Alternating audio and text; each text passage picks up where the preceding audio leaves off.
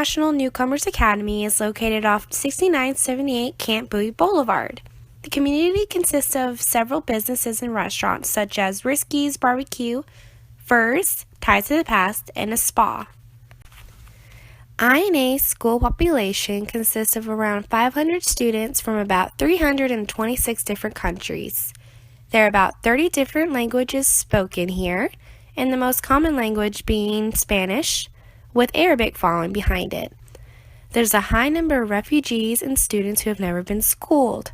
The highest passing rates for the STAR test is math, and the lowest scores are English and reading.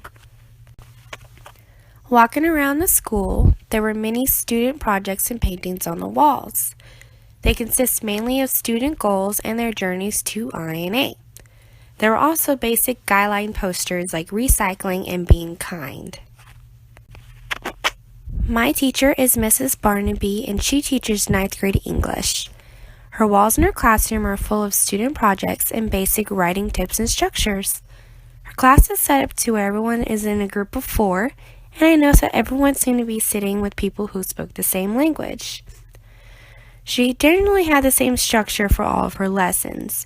She would always have them read for 20 minutes and maybe watch a video, and then she would either have them write a prompt or create a poster with their group.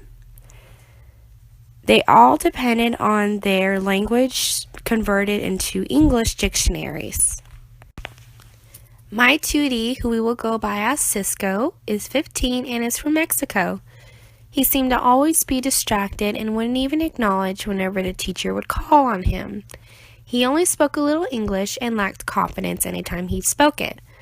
I wanted to help him whenever he was writing the prompt, but Mrs. Barnaby wanted him to find the words by himself in the dictionary.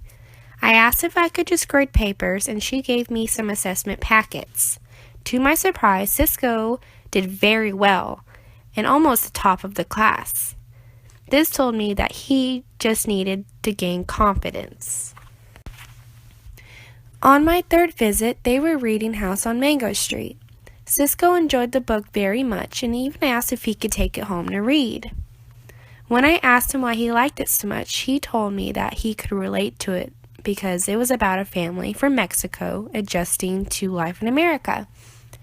Whenever we finally found time to have an interview, it was a little bit difficult because I had to find ways of making him understand. I would draw things out or I would find things in the dictionary for him. He told me that his favorite subject was English and his least favorite was math. He enjoys drawing and listening to music, and he's mainly a visual learner, but he does enjoy learning gestures and movements to remember things. On my 5th visit, they did a project based on a story about different cultures around the world.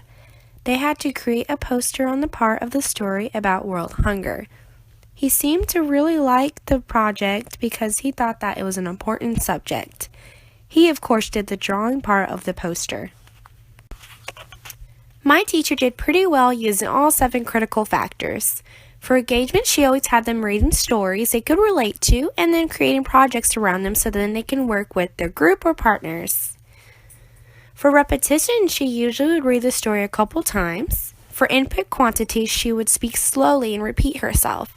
Then she would only ask simple questions and present simple and short instructions. For coherence, she always had them read about different cultures so that it would be relevant to them. For error correction, she was always walking around the room providing feedback about the project or prompt that they were working on. For emotional state, she would always make sure the students would be excited about the project they were doing.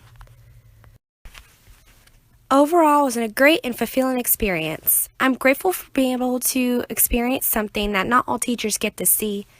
I believe that'll make me a better teacher, and I hope to even teach there someday.